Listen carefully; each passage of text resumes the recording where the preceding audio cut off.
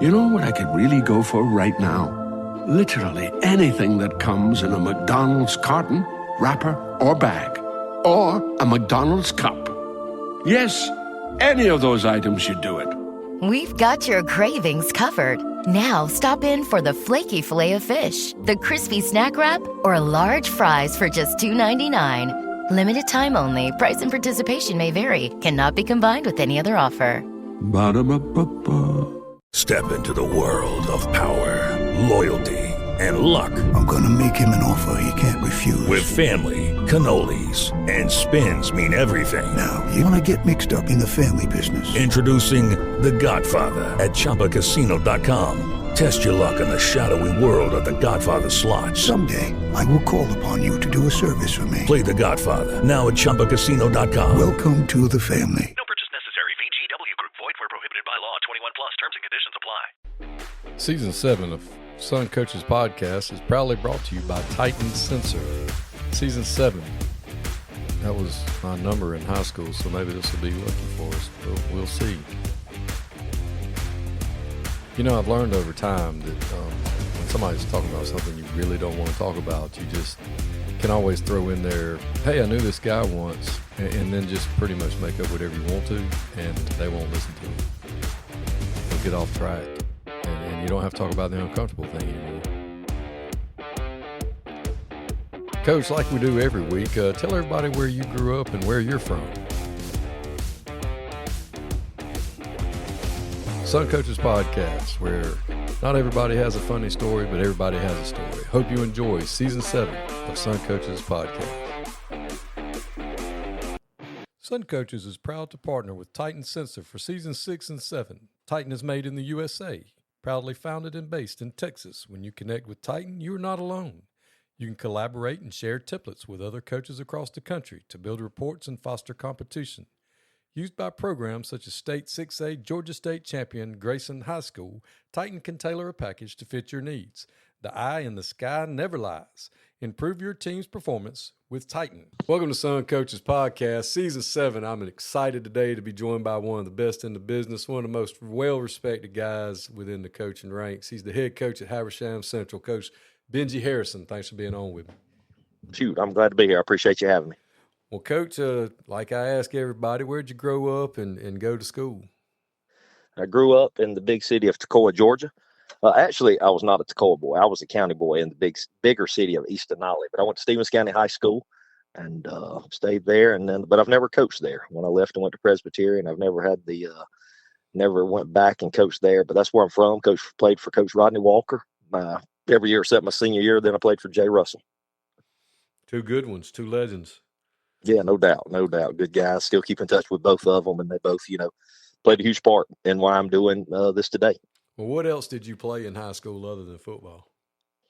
I played football, basketball, and baseball, and man, I loved them all. I think that's probably the biggest travesty now, I think, in the game is kids feeling like they need to specialize, because I have so many great memories from all three of those sports, and just some really good times. And I wouldn't change anything looking back. I'm glad I played all of them. Different experiences with each sport, different relationships with each sport, and I'll hit on one of those. I got a good story for you about one of those if we get to it today. Outstanding. We on our way up to Raven County, we actually did our walkthrough at Stevens County, and it's just an awesome place. I know it doesn't look the same as it did when you were there, but they have turf now, and they may have a couple of more buildings than back then. But it was cool seeing the little hallway with all the guys, the great players that had played at Stevens County, and it was just very neat to see y'all's pictures up there.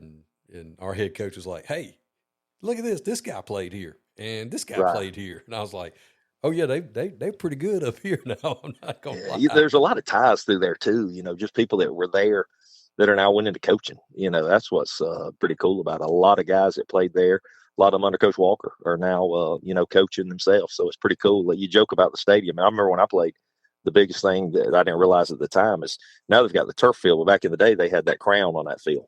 I don't know if you ever played there, but that crown, you'd be standing on one side looking across to the other sideline, and you saw it about waist level. It had a major crown on it. So you had to know which way to run, especially me because I was slow. So you had to make sure you was going downhill when we ran off. So you got the opportunity to go play at Presbyterian in college. I did. I joke with everybody and say after much deliberation, that's where I chose, but it was actually the only place that gave me an opportunity. But it was awesome. I had a cousin that played there who was a year older than me, and me and him were really close. And he played over at Seneca in South Carolina, and he played there. And I wanted to keep playing, so I got to go over there. And man, I played for Daryl Dickey my last few years, and Tommy Spangler, who everybody in the state of Georgia knows. He's probably the one that he did. Tommy Spangler helped me get my first job. He was joking about asking what I wanted to do because I played quarterback. Well, let me say that. My position on the roster was quarterback. I was more of a holder and a scout team quarterback for Tommy Spangler. So Coach Spangler liked me now, and we're still close. And he got me my first job at Elbert County High School. It was the greatest interview ever. I went in. He said, Coach Mike Falleur was the coach, and he said, "Hey, I talked to Coach Spangler. He said, you'll do a good job. You want it?" I said, "Yes." He said, "You want to know how much it pays?" I said, "You can tell me, but I'm coming anyway." So, it has a way of working itself out. I know I was supposed to go to Presbyterian and meet some great people, and it got me in this profession. Yeah, networking is so key in playing for people like Coach Dickey and Coach Spangler. I mean, Coach Spangler's, I need to get him on. He's a legend too.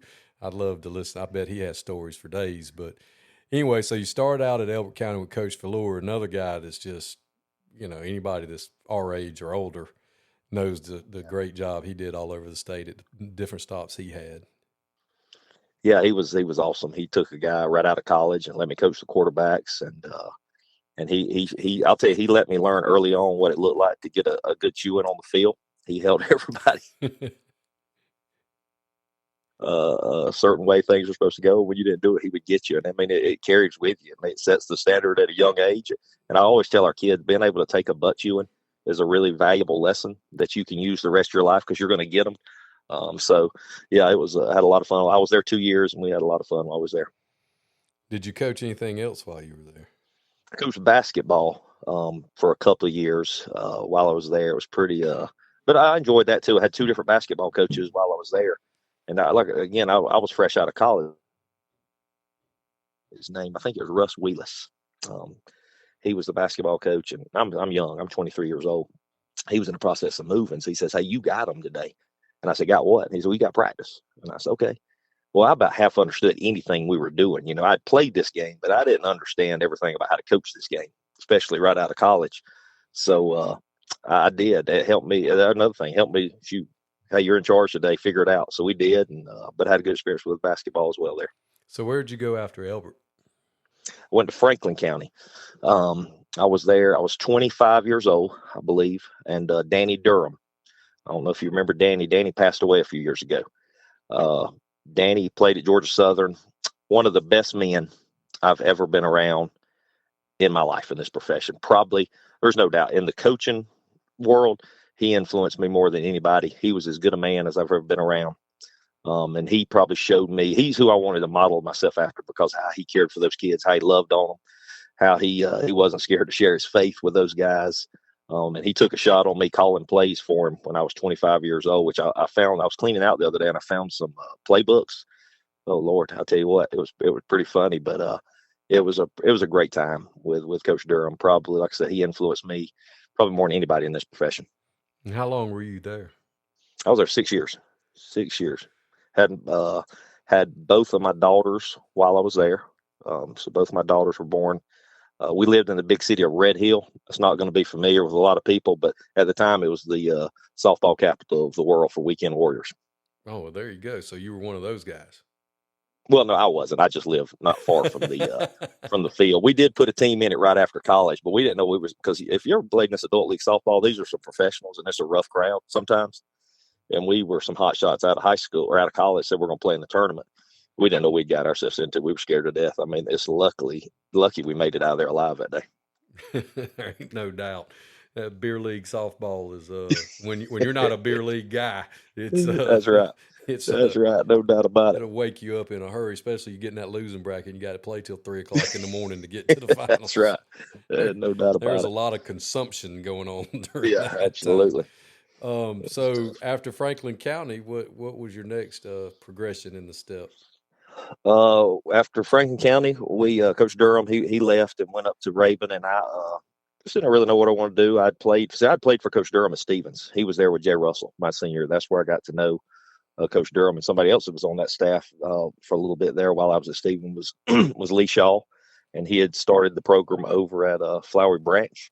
So I left Franklin. I went to Flowery Branch and stayed there 4 years and learned so much there. Just, I mean, absolutely. While we were there, that place was rolling, rocking and rolling. My first year there, we got to play for the state championship, and it was just, you really learned and saw what it looked like, and to be on a team, man, that was rocking and rolling. The student body was all into it. The school was all into it. So we had some really good times those 4 years that I was there at Flowery Branch, and just learned a lot from Coach Shaw. It was a good time. Met a lot of really good people that I'm still friends with on staff there. That, man, it was, game planning was easy with that staff. I mean, we had some guys that had a lot of, we're all on the same page, and got the opportunity to coach some really good players while I was there. Coach Connor Shaw, this played at South Carolina, and just some good times, some really good times there for 4 years. Yeah, I remember we played Flowery Branch at Cartersville. Used to have a big 7-on-7 thing in the summer, and I was at Lithia Springs with Isaac Farrell. And then it was our first year, and those wing nuts I was coaching on defense, they did exactly what you asked them to do. And y'all came out and play action off the veer one time, and one of my dudes just cacked. I don't know if it was Connor or J-Bo. I can't remember which one.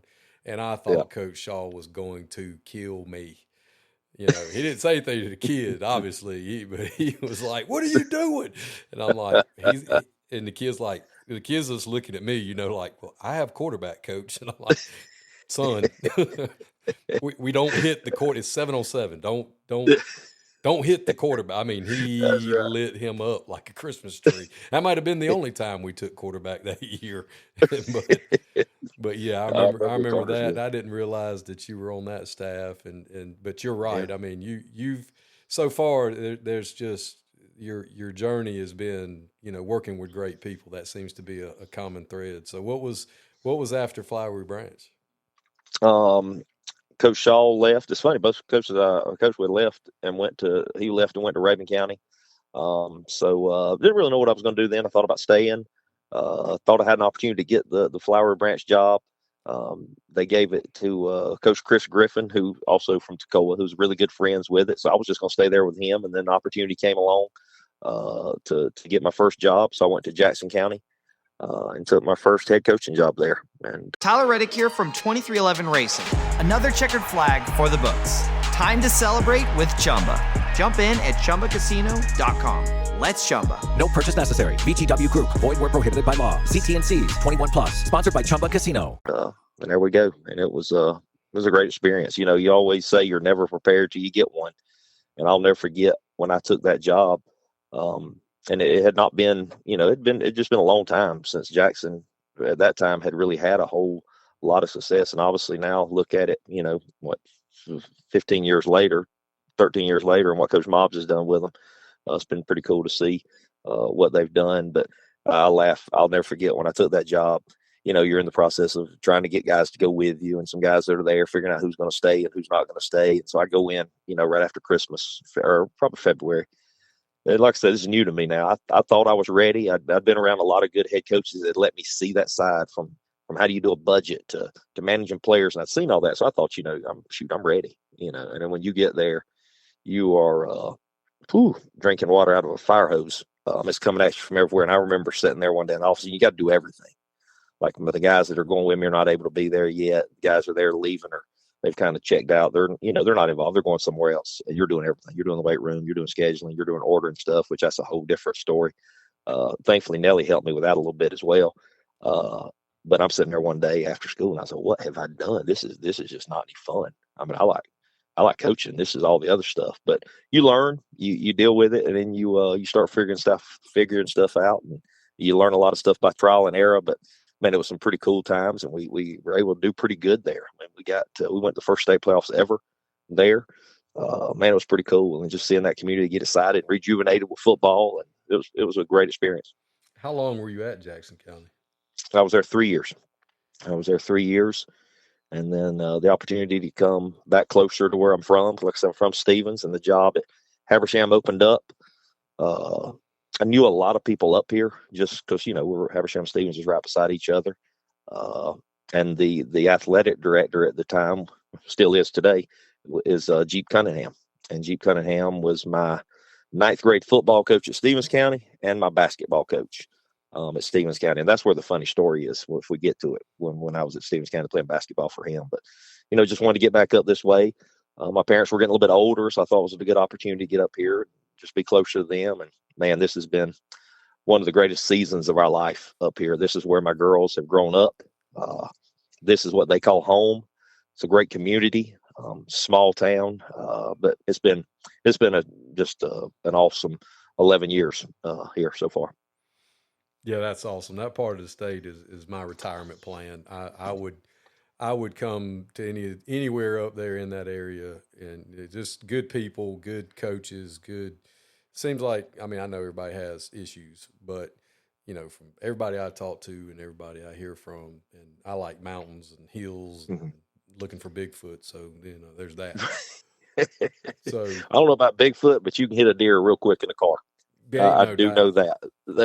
I think everybody in our family has at least got one now, and none of us really hunt. I used to. I don't do it anymore. My wife said I had to choose a hobby, and I really like playing golf, so I kind of chose that one when I'm not doing football. There you go. That's me. I'm not good at it, but I like trying to be. Absolutely. So, absolutely. Share the funny story with us, Coach. Well, we joke. How your perception changes a whole lot from a player to a coach. You know what I'm saying? Like, you see things so differently from the player perspective and the coaching perspective. We joke, and me and Coach Cunningham I owe so much to him. He's stuck with me through this whole journey here. When we've had good years, he's been my biggest supporter. When we've had years that it wasn't as good, he's been my biggest supporter. He's been unwavering and all that. And we're just really close. But we laugh now because I play basketball for him, and I like to cut up and tell a lot of stories, and sometimes they're not true. But we were talking about basketball, and I'm quick when he's talking to people to tell whoever we're talking about how good I was at basketball. When I played for Coach Cunningham, and Coach Cunningham starts laughing every time I do that. But there was a story, and we were laughing about it. I think we actually played golf yesterday after church, and we were laughing about this story. So it's my senior year, and I'll never forget. It was kind of ironic. We were playing at Habersham, and I noticed the last few games my minutes had started going down. You know what I mean? Like, I'd started, but then he'd take me out pretty quick, and he would put in this other kid named Michael Russell, who was a freshman. And at the time, I didn't understand that. I didn't understand that at all because, I'm better than him, right? Because I'm a senior. I'm good at this sport. Needless to say, this guy later went and played college basketball. I did not. But we laughed. And I was talking to him the other day about, he said, he was joking, and he said, well, be honest with me, all these years later, he said, do you think I probably should have cut your minutes more? And I said, yeah, as a coach now, I would have definitely went with the other kid. He was a lot better than me. I even made a decision. This is a really part of that night. He had taken me out of the game, and I was mad. I'm a senior, and I'm mad as a hornet because I'm getting done wrong here. You know what I'm saying? I should be playing instead of him, even though he's scoring a lot of points, and I did not. And we're in the locker room afterwards, and he's talking. I'm mad. I'm taking off my shoes and I'm throwing them in the bag. And he's trying to give the talk after the game. And I'm being totally disrespectful, but like a teenage boy will do at times. I know you've dealt with those some over the years as well. So he yells at me and tells me to stop doing what I was doing, and I didn't like it. So I grab my stuff and I go outside. My dad's standing there. He said, what are you doing? I said, I don't know, Dad. I think I quit. He said, what do you mean you quit? I said, well, I think I did. He got mad at me because I was mad because I didn't play. I think I quit. I was just go. Let's go. Oh, son, Dad, let's go. I can't go back in there. So we going down the road. We hadn't left the parking lot of Habersham Central. I said, Dad, I don't really want to quit. I really messed up in there. And he said, well, I guess we'll go see Coach in the morning, Saturday morning, and see what he says. I did. Okay. So we go back in there, and I told him I was sorry and I was wrong, and he let me come back. And I didn't play. We had a game that Saturday night. Needless to say that I guarded the bench very well that night.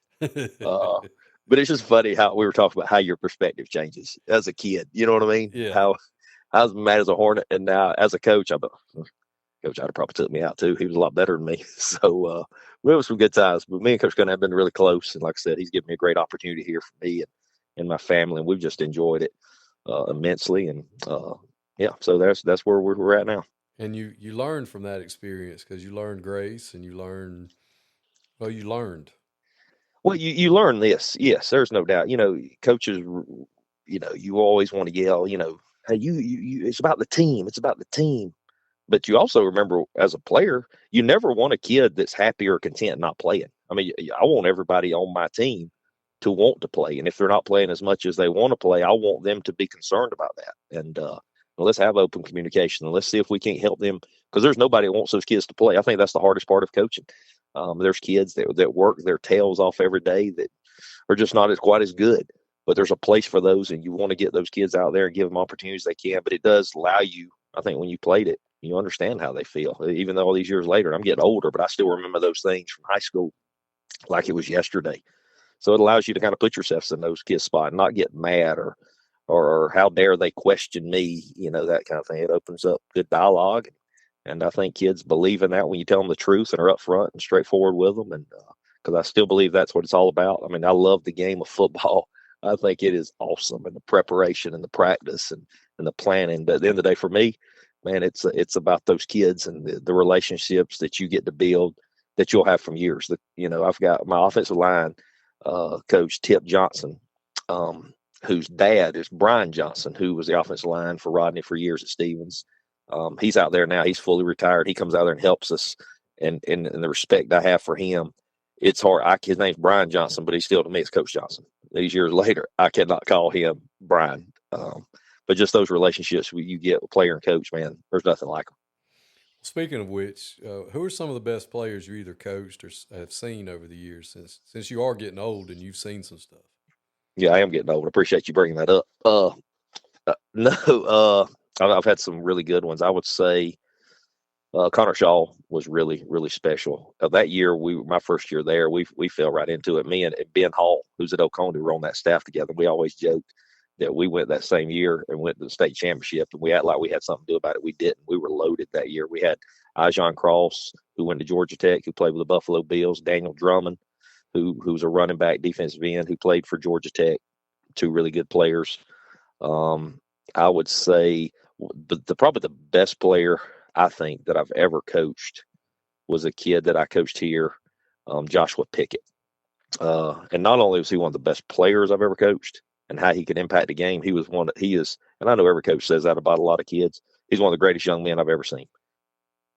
He started for me as a freshman, played safety. His sophomore year, he played some corner and receiver. His junior year, he played corner and receiver, and he could fly. So his senior year, we moved him to quarterback. And that's when I became a guru on running power read because of him. And when I say guru, joking, because he was just got what he could do. It was funny. Me and Coach Johnson would always joke. He said, Benji, I think he's misreading that play. And I was like, who cares if he's misreading power read? He is unbelievable. Let him go. We used to play Buford. And that's when I think I probably saw how good that he was, is when he took power read and outrun every guy from Buford when we was in that region. I think he was probably as good a player as I've ever been around. He went and played at Duke, played up there for 4 years. And I actually had lunch with him last week, and he got picked up by the Broncos. They released him. So now he's in the process of just trying to get back and training and all that. I think he's a tremendous player as well. But we've had a few. I mean, Trey Luttrell played quarterback for me here. You talking about a football player. His daddy was Stan Luttrell, or his dad is Stan, who coached with me a year as well. But just some really good players of the year. But he stands out as one of the most dynamic players I ever had. Yeah, one of the things you touched on right there was when you said you fell into it. And that's always been my goal personally, is to fall into one to where y'all are sitting up there in the mezzanine at the Dome going, Lamb can't even screw this up. Good Lord. All they got to do is get off the bus. One of those teams. I think that should be everybody's goal, is just get out of the way and let them hunt, let them do what they do. And, it's always good when you can call a really bad play and it turn into a good one. Oh yeah. When you can kind of close your eyes and throw your finger down on the sheet and say, hey, let's try this one. If we're wrong, and Connor did that a lot for us at Flower Branch, you could call something if it was bad.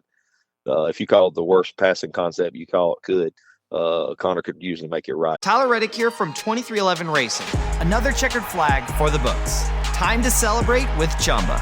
Jump in at ChumbaCasino.com. Let's Chumba. No purchase necessary. VGW Group. Void where prohibited by law. CT&Cs. 21+. Sponsored by Chumba Casino. He was a tremendous player. He was an eraser. Yes, he was. There's no doubt about it. And we need those. So who are some of your favorite guys you've coached with or coached against? I know you've mentioned a lot of guys, but who are some guys that you just enjoyed the camaraderie, the rivalry? You wanted to beat their teeth in when you got out there, but after the game, y'all were going to hug. And because people don't do that no more. The meeting, these young coaches, they ain't too many of them that get out there on the 50-yard line and actually talk before the game. No, you're right. Working with, that's a long list of guys that I've been fortunate to be on staffs that were really always tight. You see some staffs that they just work together. I've been on every staff where we were offense, defense. Everybody was just close. And like I said, all those head coaches that I mentioned, how they influenced me so much, from Coach Falleur to Danny to Lee. But then you just take certain things, but then you try to just be yourself. Some coaches that are some of my best friends to this day, me and the head coach at Hart County, Corey Dickerson, one of my best friends in the world, went to Stevens together. We were college roommates together at Presbyterian. We probably taught once or twice a week still. We always go against each other in the summer just because we're in different classes. We've never been able to play. So we spend a lot of time. They come to our patty camp. We go to FCA team camp together. We scrimmage each other in the spring. But actually, we're going to play. We're going to open up with them if everything stays with our schedule. We're going to open up. Well, we're going to do that regardless. We're going to play them game one. But he's one that I'm really close. One that I'm really, really close with, and competing against him is Corey Mobbs at Jackson County. We met when he was the head coach at Lanier. Just really close with him. I went and watched them play Friday night when they beat Milton. He's another one that, man, we're competitive and we talk a lot of junk to each other in the off season. It's pretty funny.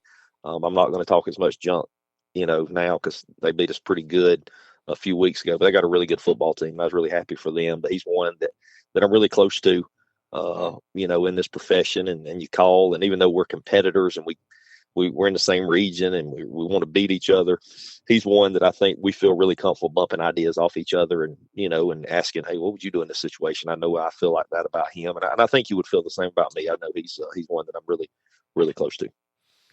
So changing gears a little bit, your first head coaching job at Jackson County, and then you transition to Hab Central. What are some things that you did initially that you either kept or you may have changed and said, well, that didn't really work out, but when I go to this new place, we're going to try it this way? How has your approach to implementing your program evolved over the years? Well, I don't think my philosophy has really ever changed. I've always wanted to 100% make it about the kids. I mean, nobody comes to the games to watch me coach. They come to watch the kids play. So I've always wanted to be player-centered in everything that we do. I think a lot of stuff, you by trial and error, you look at some things that maybe or how you reacted. I think that's probably what I've learned. And I'm probably still learning that, 11 years later is taking a pause before something you have to deal with. Like when I was a young head coach, I mean, I'm like a bull in a china shop. If there's any problem, I'm going to fix it, and sometimes not fix it in the right way, and maybe hurt relationships in the process of that, just because, by golly, it's my way and we're going to do it my way. I think that's probably the area I've grown in the most is just everything's not a battle. And before you have a knee-jerk reaction, calm down, breathe. I think that's helped me with parents. We have great parents up here. But, parents love their kids. I think that's the thing that I've had to learn more over the years, too, is nothing's personal unless we allow it to become personal. I think that's probably one area I've grown in as much as anything, is just realizing when you have a parent that is unhappy with you or whatever, it's not personal. It's just they love their kids so much, they're sometimes blinded by their kid. So I've learned, to take a pause on those things and just, before you deal with it, take a deep breath. And then we just try to do stuff every year to make it better. I don't know. You learn things that work. You learn things in the weight room that work, and you learn things that don't work in the weight room. You learn fundraising. Oh, geez, talk about fundraising. That's a blast in high school football. Just things like that, and how to do that better and be more efficient with your time. I think the biggest battle and I'll probably never completely figure it out before I'm retired is learning how to sometimes get it off your mind. But I don't know anybody football coach has done that yet, because when I come during the football season, I'm in the zone. My wife always jokes, she'll be telling me stories and I won't be listening because I'll be totally 100% locked in on football. I always wish I could have done a little better than that. I think maybe I've grown in that area a little bit, but you know how it is when you're in the season, man, that is your full attention. And I think that's what people that don't coach don't realize. It's like there's one of me, there's one of us, but then you've got 100 and something kids on your team, and they all have your number, and their parents have your number. And they, you know, I think that's probably the area I've learned is how to put my phone down a little bit more when I get home. Well, if my wife listens to this, she'll say I lied. I probably haven't figured that out.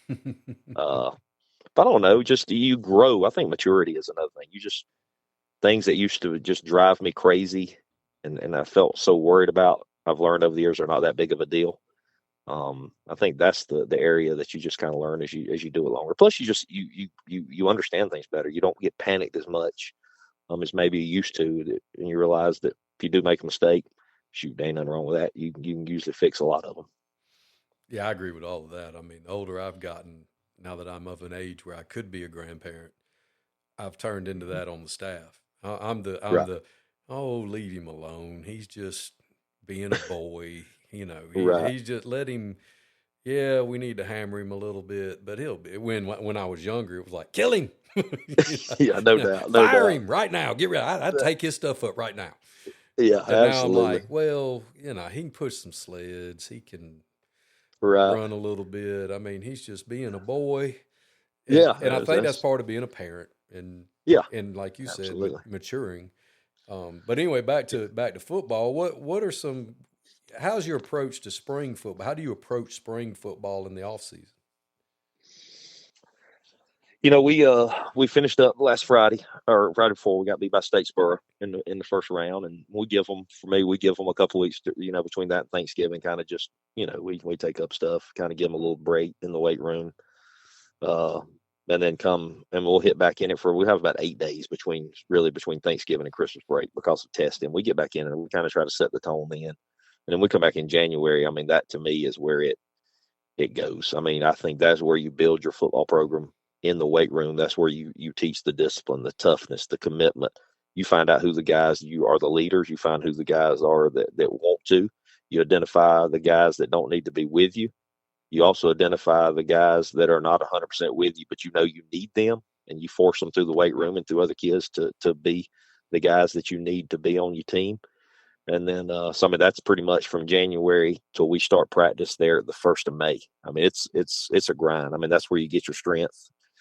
I mean, that's the most important to me of any of your time as a football program from January to May. That's where you build your football team. Your leaders emerge. Your identity emerges. Maybe not so much schematically. You don't know exactly. I mean, that's the difference. We have things that we like. We have offensive schemes that we like. But in high school, those things have to be tweaked now. You can't be so stuck to one thing because you may not have the players from year to year. Or we don't. We play with our kids, you know what I mean? Some years you're going to have better at this position, others this year. And then we still do spring ball. I still like it. The pain of it is you've got not a pain of it because I'm 100% want our kids to play our sports. Will never talk a kid out of playing multiple sports. I think it's good. They need to let somebody else yell at them besides me for a while. Go play for somebody else. But I think the biggest challenge of spring ball is just other sports are in season. And I've always said, do we do it? Do we not do it? But for me, even if you're missing kids during spring, it's still worth it. And it's so much because I want football to be the last thing I'm thinking of before they go to summer. You know what I mean? Because, once you're in spring ball, summer flies by. You're playing in mid-August next year. So we still do spring ball. We do a little spring scrimmage. I don't know if I'm going to do one this year. We do one. I don't like spring scrimmages. I just rather scrimmage ourselves, just because I want to see who we are in the spring and figure that out, not try to get ready for a game. But I still believe in spring practice just because it sets the tone for summer, and you're the ones that talk to them last. Yeah, I was going to ask how you handled the scrimmage. Did you keep it in a squad and take the 2 in the fall, or did you play somebody? We do. Yeah, we play. The kids like playing somebody. Coaches hate playing somebody. Right. Now, that's why it's always been so important to play, I feel like, somebody that you were really – like we've always scrimmaged at Hart County. And we tried to get what we needed out of that spring game. Right. Neither one of us were trying to beat the other one. We just wanted to get good work against each other and both teams leaving feeling like they knew where they were. But that's hard for kids. I thought we were going to be pretty decent this year, and we ended up being pretty good. We played for the region championship and had a pretty good year, and wish we felt like we had a really good opportunity to keep going for another week or two. But it's funny, we played Hart in spring, and Hart, we didn't play good. I mean, they beat us pretty good in the spring. And, you know, for me as a coach, I was like, we just weren't quite ready for that. I still thought it was good, but it put some panic on our kids for a little bit, for a week or so. Oh, God, maybe we're not very good. Yeah, we are. We just didn't look very good in the scrimmage, but it's a scrimmage game in the spring. And, you know, so I think that's the thing that I dislike about it the most. Or if on the flip side, we've had them where we won big. Oh, we are ready. No, we're not. They just didn't play real well in the scrimmage, you know. So, but I still do like spring practice, but I'm still kind of debating if I'm going to do a spring game or not. I like what you said there about, you know, you got to go against somebody you trust and somebody you know.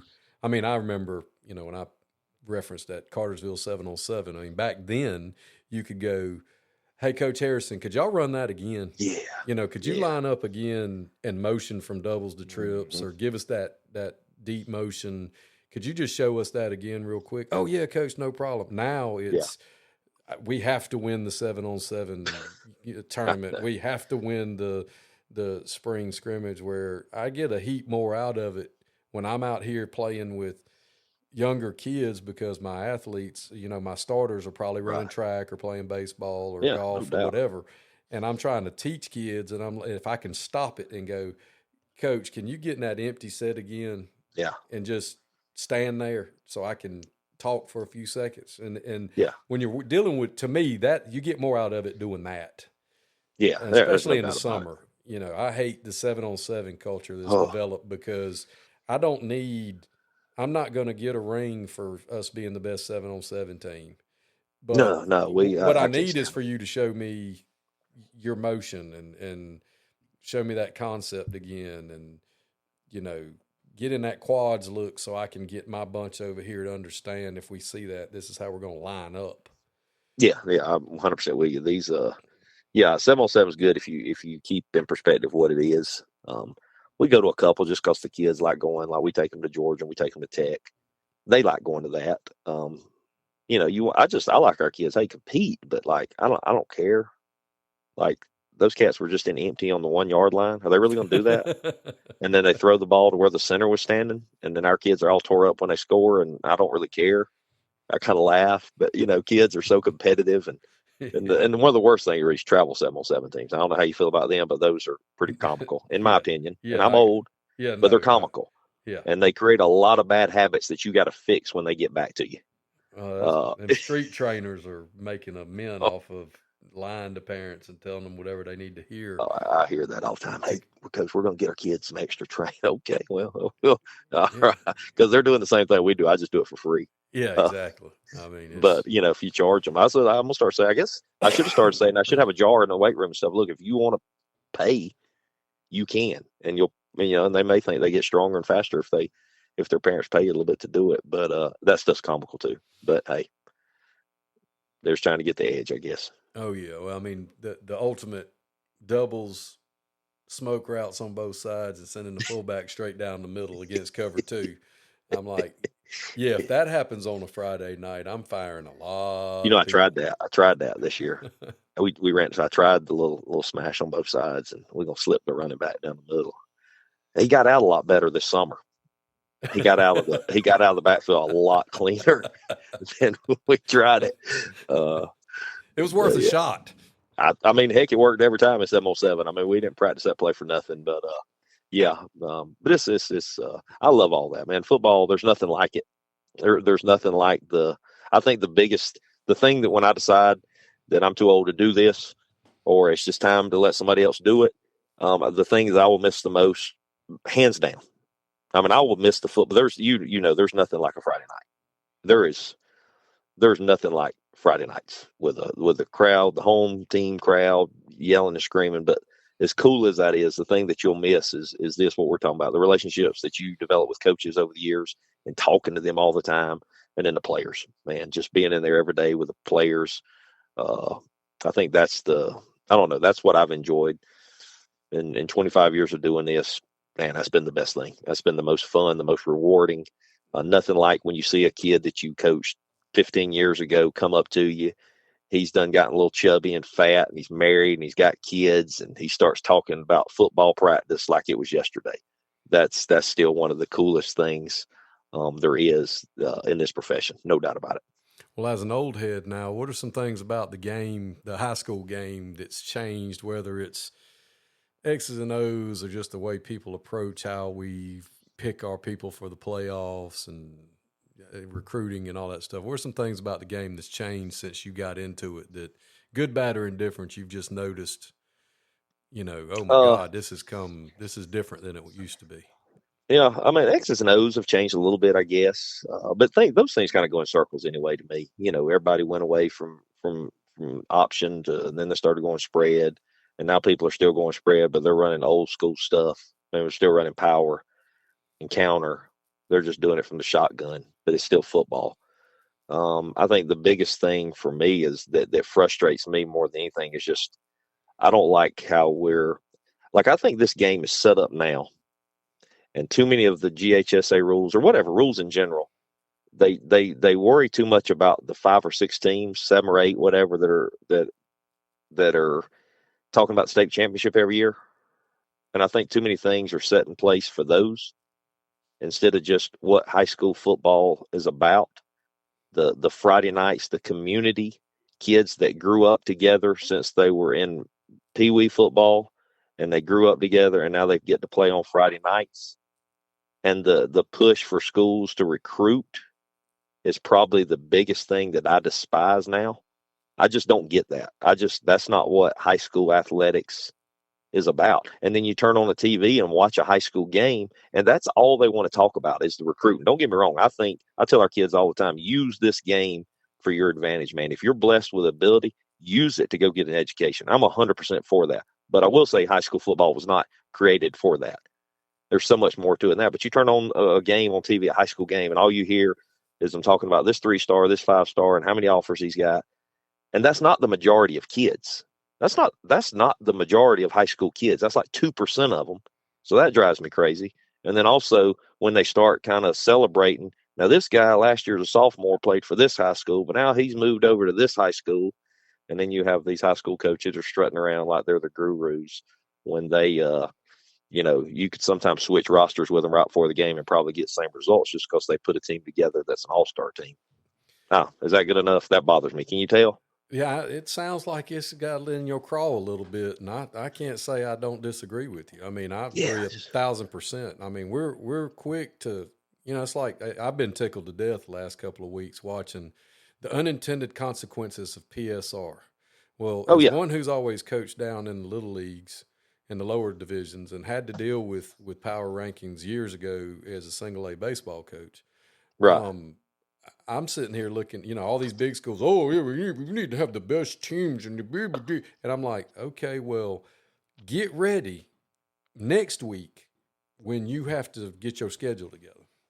Oh, ain't no doubt. And let me know how that works out for you. Now we're complaining.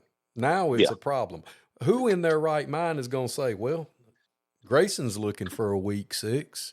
We're not going to get anything out of it other than hospital bills. They're not going to pay us to play them, and we're not getting any points if we get drubbed. Yeah, let's play them. We ain't scared. Well, that has nothing to do with fear. It has to do with, and I think it's funny now because they're all, and I'm just picking on that Grayson just because they're Grayson. Right. But there's a bunch of them, and I'm like, well, that sounds like y'all are going to have to get together and play each other. Yeah. Yeah, it's I'm not convinced on this PSR stuff. I don't know. It's been the way we've done it for quite a while has worked pretty well. I don't know. I think it opens up for a lot of I don't know. Yeah, like I said, I'm still understanding the PSR and I got to understand how it works, but I don't know. Man, finishing, whenever you say, you're in a region and most time you would, but there is a situation where you could be the number 2 team in a region and not get in the playoffs. Yes. That's going to happen. That's weird to me. That's going to happen. And to me, you want to give, like I said, it's not about the top 10% to me, but we focus so much on that top 10% or maybe less. Couldn't agree. Man, we need to worry about all the kids, man. Every kid deserves the opportunity if they have a good season to get to go to the postseason, because that to me is what high school sports is about. It's not about, I don't know. I mean, winning the state championship, I've got to play for one of them, and we come up short, and it would have been really cool. But I don't know. I just, again, a lot of teams are not going to get the opportunity to play for state championships every year. So does that mean that their season matters less? I would argue to say no, not at all.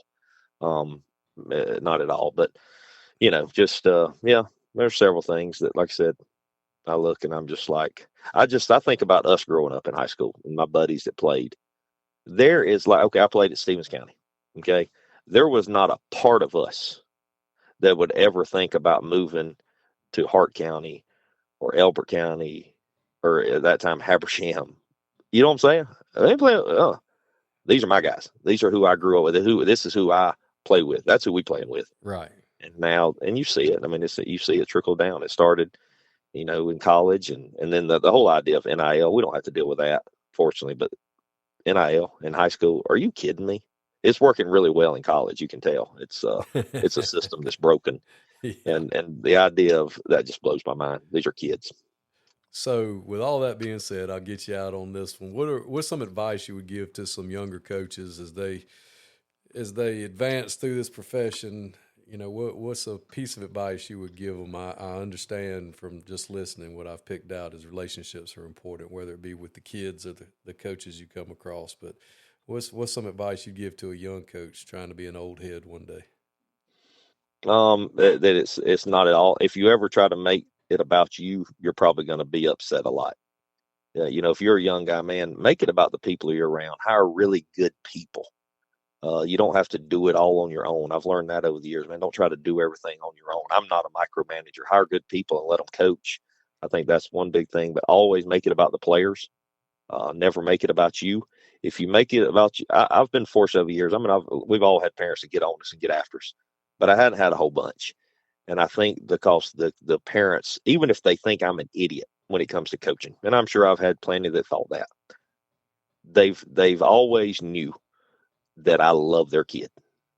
Even when they got mad at me and didn't agree with me, they knew I loved their kid. So that's the thing, man, if you ain't really in it for the relationships, go do something else or go jump in college where it probably isn't got to be as much relationship based anymore. But that would be it. Just, man, make it about the players. And if you do that, I think you can enjoy this for a long time, even when you have the years where it's tough. Well, Coach, you've made it about the players your whole career. You've done great things everywhere you've been, worked with great people, and had such an impact on more people than you know. And I appreciate you coming on and sharing your story. Well, I appreciate it. And you let me get out of leaf blowing for a while, too. So I appreciate you doing that because I'm way too old to be doing that as well. But I appreciate it, man. Thanks for all you do for promoting high school football. Man, it's awesome. Thanks, Coach. Season 7 I appreciate it. Thank Sun you. Coaches Podcast is proudly brought to you by Titan Sensor. Season 7. Hey, it's Bubba Wallace from 2311 Racing. You know what feels like forever? Sitting on a plane waiting for takeoff. Good thing I've got Chumba Casino. With daily boost and social casino games on tap, this is the kind of fun that makes time fly. Why not turbocharge your downtime? Play now at ChumbaCasino.com. Let's Chumba. Sponsored by Chumba Casino. No purchase necessary. VGW Group. Void where prohibited by law. 21 plus. Terms and conditions apply. When you manage procurement for multiple facilities, every order matters. But when it's for a hospital system, they matter even more. Grainger gets it and knows there's no time for managing multiple suppliers and no room for shipping delays.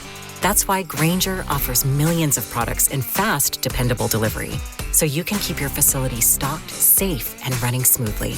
Call 1-800-GRAINGER, click Grainger.com, or just stop by.